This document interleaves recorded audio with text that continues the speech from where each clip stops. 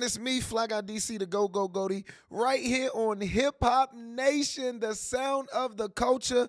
And you already know it's the 20-piece Hot Lemon Pepper Wet Show. And you know how we do it, man. New music, new vibes, new energy, the freshest, the cleanest, the newest, the hardest, the realest music. You're going to hear it each and every single Saturday, 11 p.m. Eastern, 8 p.m. Pacific. And I'm sitting right here having the opportunity to chat, to talk with a legend all around, a hood legend, a street legend, a ad-lib legend. He does it all, man. Without further ado, can you please introduce yourself to the airwaves, my brother?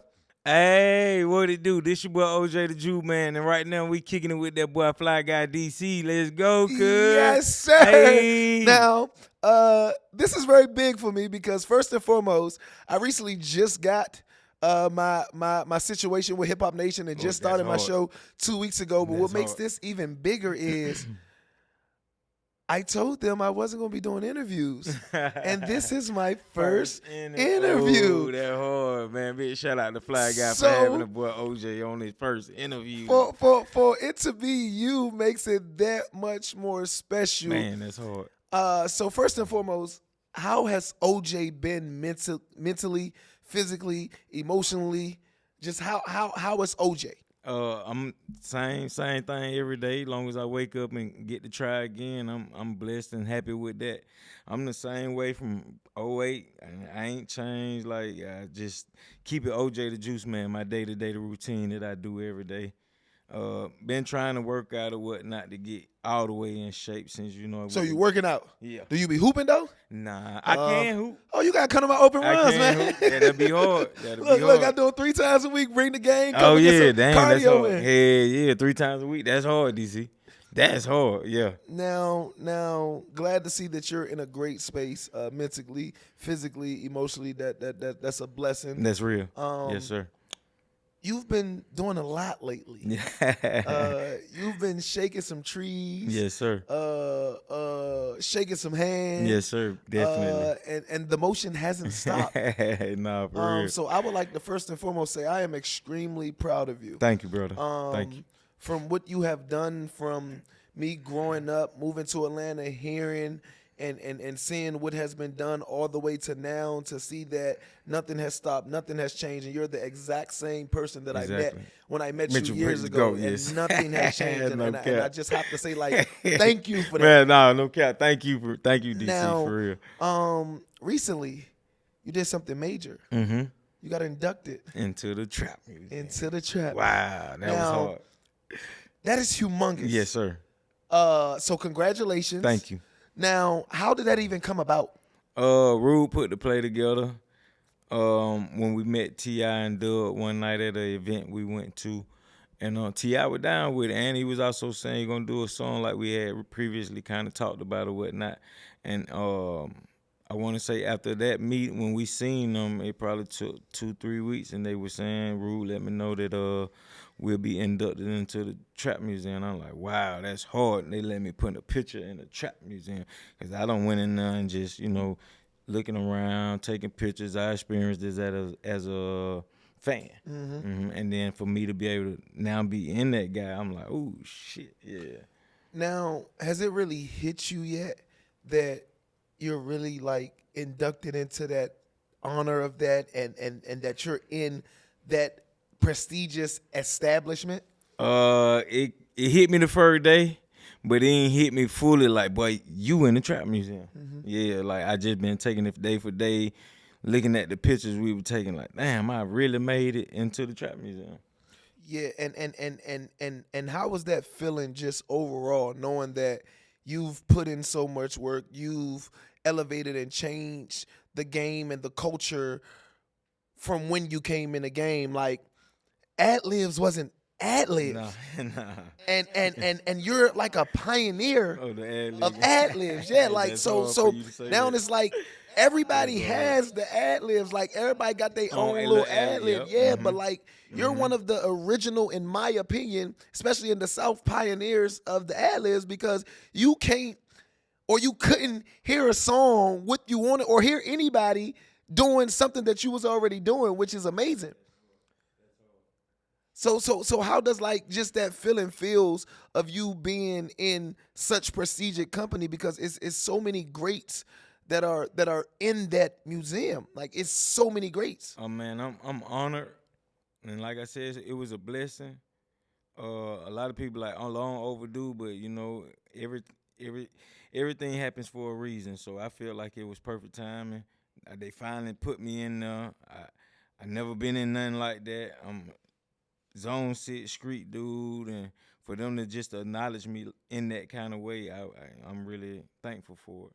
Absolutely, man. You definitely deserve it. Now, how's your relationship with all of those powers to be? Like everybody that, like I know you just said the TIs. I know that relationship is still solid, but everybody that when OJ was on the come up, that was by his side and that you worked with, like, are those relationships still intact? Somewhat depending on the caliber of the situation with me and that individual, but majority of the people, yes.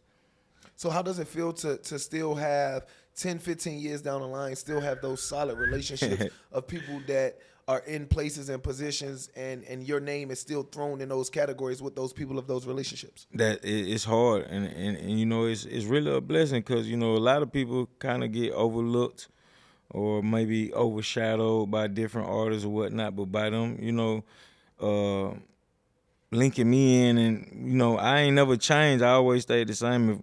If we was cool, we gonna always be cool unless you do something foul. I know I ain't gonna really do nothing foul, but you do something foul, then we just go our separate ways or whatnot. But my relationship with everybody, I ain't never stepped on no toes. I ain't never stabbed nobody in the back. I just always keep it how I knew how to keep it coming in the game. Just stay 100. So how important is staying 100, especially in the culture and the age and day that we live in today?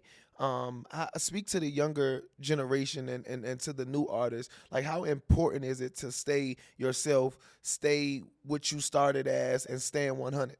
Um, my main slogan, never change for some change. You know what I'm saying? Being humble. Don't let the success get to you. I know it be time, you know, especially coming if you like a street individual coming from the street, then make it in rap.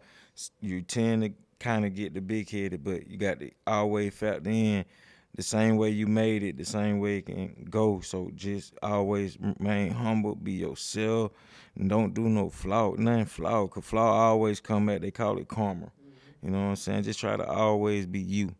And I like that you spoke on the simple fact of being a street dude and then coming into something different. How much influence, or not even just influence, like how disciplined do you have to be from that side? Because the streets is something I don't know about. Okay. But how disciplined do you have to be coming from the street side, to be in the industry, to stay on the course of the job that is at task rather than going back into that life?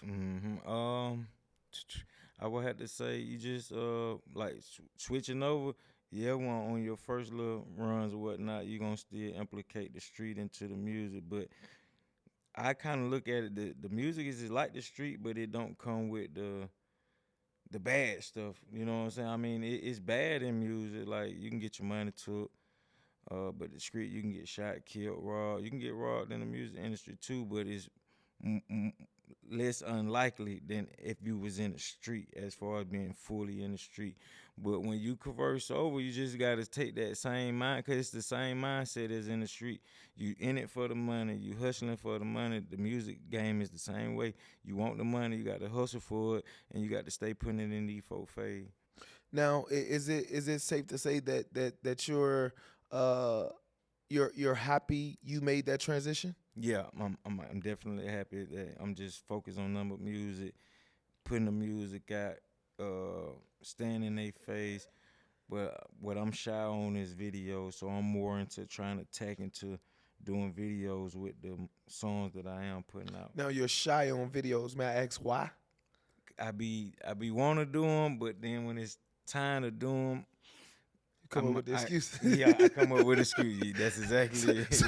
But why That's though? exactly it. Like you're OJ. I Like know it, man. I don't know, man. I be needing a video too, but the day of or a day before, I'm like, you know what? give me another week, bro. And then And just another keep week go pushing it back. to a month Let now. the whole team over Yeah, there shaking their man. Nah, man. With the day and age that we in though, like that's very essential to Mm-hmm. just even more elevation and just a True. whole different crowd. Like that Exactly. YouTube crowd, that video crowd is totally different. So yeah, man, you got to lose that shyness. Now, Yep. being from the six, Mm-hmm. East Atlanta, I gotta ask this. Okay. Now, I'm not. You might as well say I'm from Georgia. I've been Okay. here since 2009, so Oh that's yeah. over 10 years. Yes, sir. The South Side took me in and made me one of their own. That's hard. I made my name here in Atlanta, in Okay. Georgia, so Georgia's home. That's hard. But this is something I never really asked anybody and Okay. anybody in the industry just alone, just because it never was a thing for me. But you being from the six, give me the three most impactful artists from the East Side, in your opinion. In my opinion. In your opinion, the three most impactful artists, and it could be any generation, any age bracket, anytime they came out, but in your opinion, from your view of the lens, from when you came in the game all the way to now, who are the three most impactful artists from the East Side? Gucci, Future, uh, Gucci, Future, and me. I was about to say, you're not going to throw yourself in there? Yeah, and me. Come on I now. was finna name somebody else, and I thought about it. Nah, Okay, me. so give me an honorable Yeah. mention then. I want to say like Baby D. Ooh. Oh, Baby D. Wow. Baby D made his thing in the game because he, we both come from Matinelle. And for Eastside Baby D to make it back when I was probably 3-4 grades up on the Baby D, maybe 5. Some in that range right in there. Yeah, Baby D made his thing for the Eastside. That's dope. That's dope. Now, how important is it for artists that are in the same city to be on the same page, in your opinion? You say how How important is it?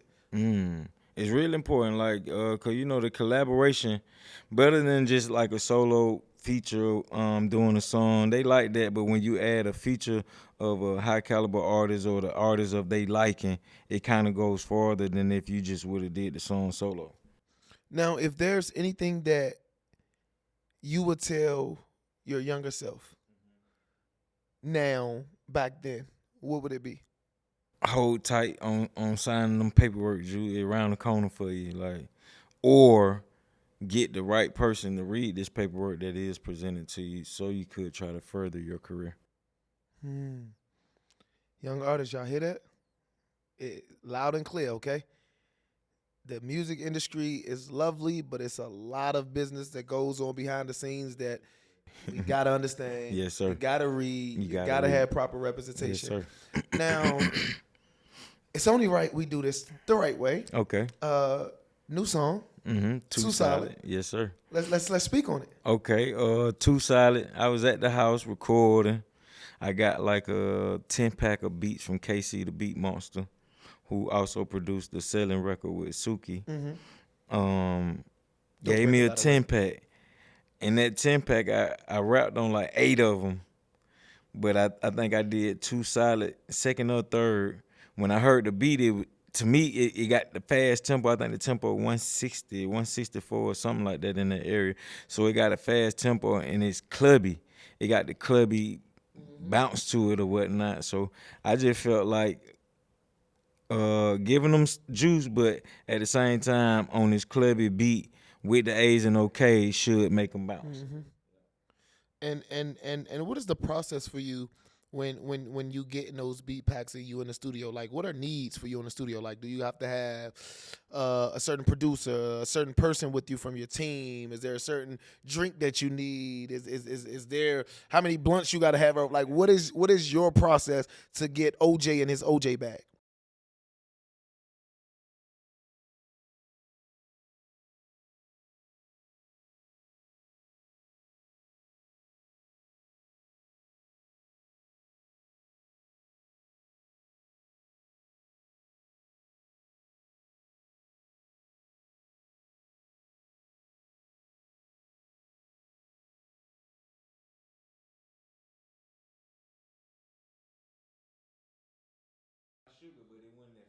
If it was the 4 and a liter. Yeah. Okay. Yeah, I'm gonna do the lean. I'm gonna do some That's some type of self-control. We gotta get you off of it completely. But that's a start. That's a start. A bunch of blanks, you know what I'm saying? But I record myself, I mix myself. If I'm there by myself, record it. Even if couple of my team members there, I depending on how I'm feeling, I freestyle or write. But I'm doing all this. Now, how important is that? I'm glad you said that because you record yourself, you edit yourself, you do everything yourself. You can freestyle and you can write based on what you feeling. How important is that in the game today? I mean, cause like what's going on right now in the game, they like you to rap straight out the head, cause they saying it's more authentic, it's more organic because it's coming straight out the head. No matter the fucker, you know how to be running back, running back, running back.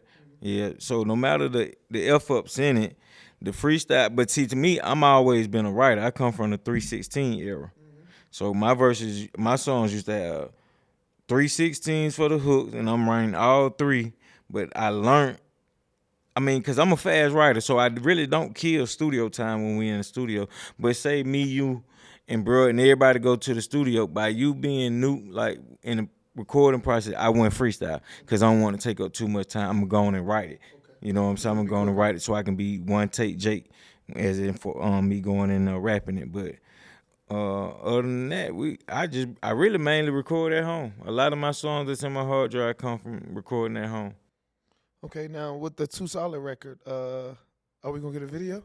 Yep. Are you sure? He looked over like. I'm 3 weeks behind.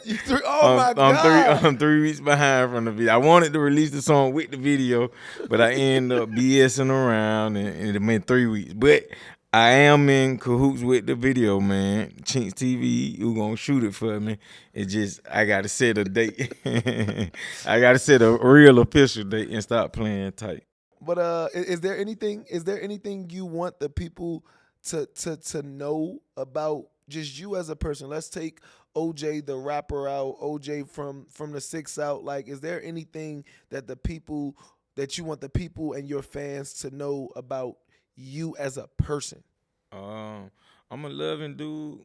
I take care of my family. I've been, damn, my kid been with me forever. 112, 110, love my family to death. I'm just a humble guy trying to get some coin out the game. And my last question to you, if you could describe OJ, Mr. 32, in 3 words only, from the time you came into the game all the way up to current time, what would those 3 words be? Texaco shouted, hey. Yeah. And just like that, man, it's me, Fly Guy DC, with my brother OJ the Juiceman. Hip Hop Nation, the sound of the culture, the 20-piece Hot Lemon Pepper Wet Show. You know the vibes. We go! Chill.